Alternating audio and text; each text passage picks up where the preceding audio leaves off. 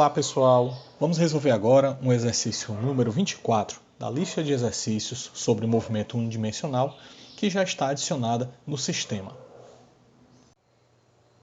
Um muon, que é uma partícula elementar, penetra em uma região com uma velocidade de 5 vezes 10 elevado a sexta metros por segundo e passa a ser desacelerado a uma taxa de 1,25 vezes 10 elevado a 14 metros por segundo ao quadrado.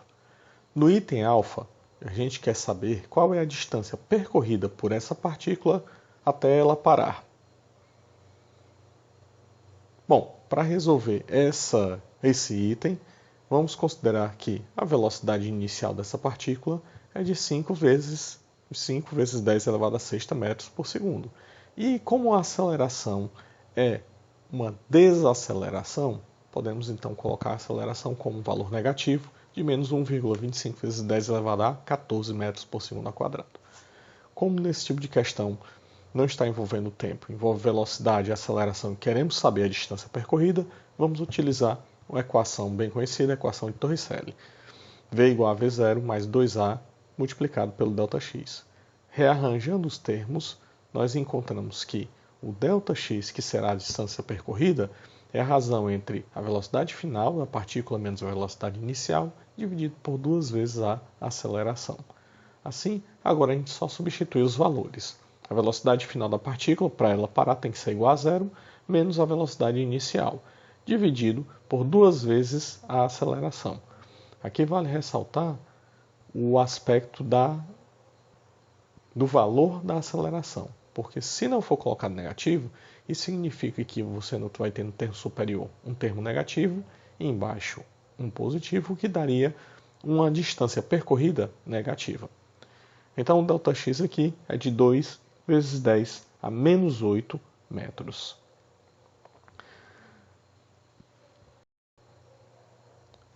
Já para resolvermos o item bravo, traçar os gráficos da posição em função do tempo e também da velocidade em função do tempo dessa partícula, primeiramente nós precisamos encontrar as equações do movimento para a posição e velocidade.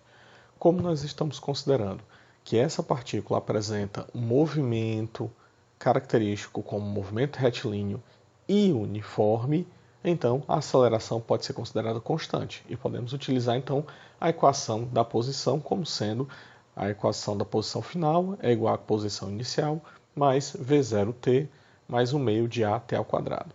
Substituindo as condições iniciais, a posição final dessa partícula é 0 mais 5 vezes 10 elevado a sexta t menos 1,25 vezes 10 elevado a 14 dividido por 2t ao quadrado.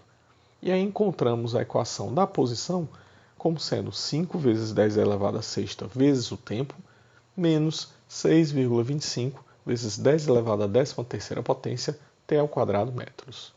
Da mesma forma, podemos pegar a equação da velocidade, que é v igual a v0 mais a aceleração vezes o tempo, e substituindo os valores das condições iniciais, nós temos que a velocidade final é de 5 vezes 10 elevado a sexta menos 1,25 vezes 10 elevado a 14 vezes o tempo, metro por segundo. E para que a gente consiga encontrar o gráfico desse movimento, e já que ele diz que o muon vai parar, então é interessante a gente descobrir o tempo até que essa partícula pare. Então, para que a gente encontre o tempo até ele parar, a velocidade final do objeto vai ser igual a zero. E podemos substituir então na equação da velocidade esses valores. E, portanto, zero é igual a 5 vezes 10 elevado a sexta menos 1,25 vezes 10 elevado a 14 vezes o tempo. Rearranjando os termos para isolarmos o t, nós temos que o tempo é nada mais que o 5 vezes 10 a sexta dividido por 1,25 vezes 10 elevado a 14, onde encontramos então um tempo de 4 vezes 10 elevado a menos 8 segundos. Para a gente colocar em bases de 10, ou também para a gente substituir por um prefixo da unidade de segundo, nós podemos então escrever o tempo como 40 vezes 10 a menos 9 do segundo, onde a base de 10 a menos 9 representa o prefixo nano. E assim, o tempo será igual a 40 nanosegundos, que é o tempo necessário para a partícula parar. Assim, de posse das duas equações, da equação horária da posição, da equação horária da velocidade, nós podemos então montar os gráficos dessas duas equações.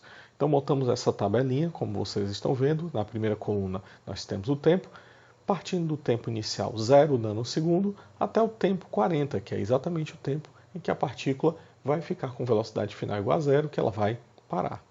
E a partir daí, substituindo esses valores nos tempos nas duas equações da posição e velocidade, podemos então encontrar os valores da posição da partícula, essa coluna do meio, e a velocidade, a coluna mais à direita.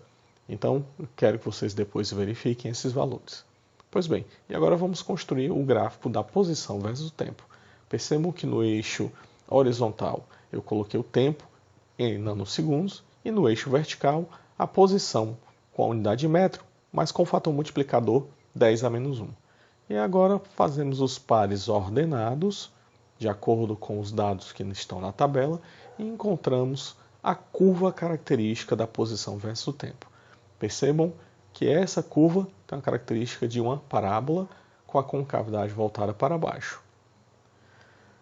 Já no gráfico da velocidade vezes o tempo, nós fazemos do mesmo formato. Colocamos o tempo no eixo horizontal e a velocidade no eixo vertical. Pela característica da equação da velocidade, nós já podemos perceber que ela é uma equação linear. E como o termo que está multiplicando o tempo é um termo negativo, a gente espera que haja uma reta com uma inclinação negativa, uma inclinação descendente. Assim, fazendo os pares ordenados e unindo esses pontos, nós vamos encontrar o seguinte gráfico para a velocidade versus o tempo.